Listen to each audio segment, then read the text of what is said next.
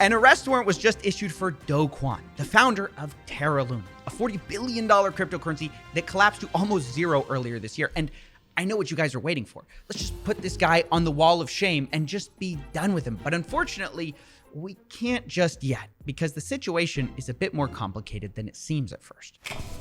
You see, Do KWON's arrest warrant was issued from South Korea, according to Bloomberg, where he's allegedly violated the nation's capital markets law. And if you don't know what that means, here's a hint. The law applies to crypto tokens that, quote, work like securities. So South Korea seems to be treating this like a securities law violation, which makes sense.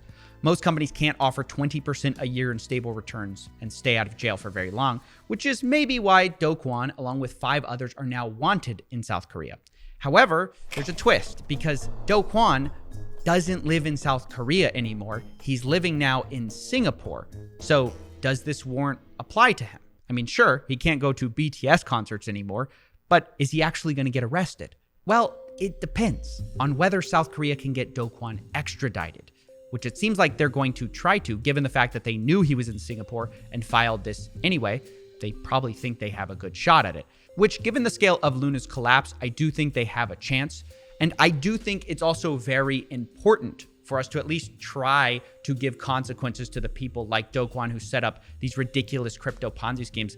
Otherwise, what's the point? What's the lesson of watching Luna?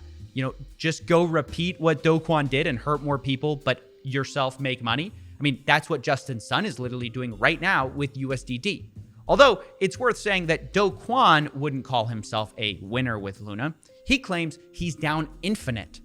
He said it in an interview he did with Coinage Media. The word that I use to describe what happened here is down infinite. And I've just got to say, there's something so ridiculous about being interviewed in a skyscraper with millions of followers and claim you're down infinite. It comes across as so delusional and out of touch, because I can almost guarantee you Do KWON has at least $1 million socked away somewhere. I mean, at minimum, he's not impoverished.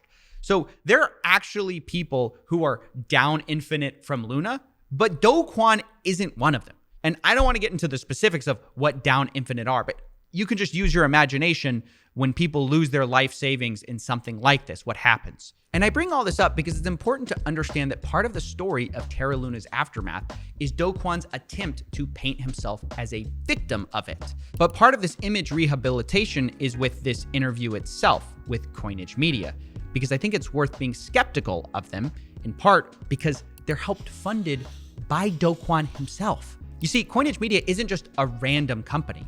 Their parent company, Trustless Media, is funded by Do KWON. In fact, the interviewer himself is the co-founder of Trustless Media. So literally, the guy who's supposed to be holding Do KWON's feet to the fire, his company is in part funded by the guy he's interviewing.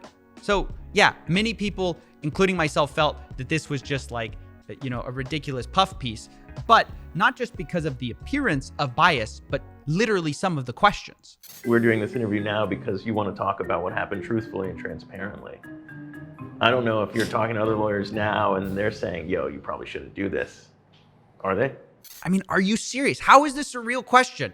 Hey, you're obviously being so transparent and truthful. Do your lawyers get mad at you from how truthful you are? Like, why isn't it considered a possibility that Do KWON is lying to us and being opaque? In fact, it gets even more ridiculous than that, because Zach, the interviewer, even goes so far as to suggest that maybe Luna's problem wasn't how big it got, but rather that it didn't get big enough. But if you were standing at the fiery scene of the crash, your first instinct probably wouldn't be to say, you know what the Hindenburg's problem was? It wasn't big enough. But in the case of currencies like Terra, that actually kind of was the problem.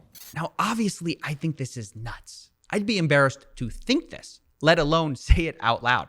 Like, hey, you thought losing $40 billion was bad. Let's make it bigger next time. We didn't play it big enough. We got to go double or nothing. And yet, this is sort of Do KWON's defense for himself. According to him, Luna wasn't a Ponzi scheme, and he's not like Elizabeth Holmes. He's just an idealist who bet big on the future of currencies. I bet big, and I think I lost. That's right, guys. He lost. He's just a victim, like everyone else. He's down infinite, or that's what they want you to think. And this is why I think this arrest warrant is actually a pretty big deal. That, alongside actually arresting Do KWON, would go a long way to debunk this defense. to tell the world, no, you can't just go start up billion-dollar Ponzi schemes and then cry you're down infinite when it all comes crashing down. And so even though I can't put Do KWON on the wall of shame yet, I do look forward to the day where I can. But until that happens, don't listen to anyone promising you stable returns on anything. Except me, of course. Don't forget to pump the stock. It's unruggable.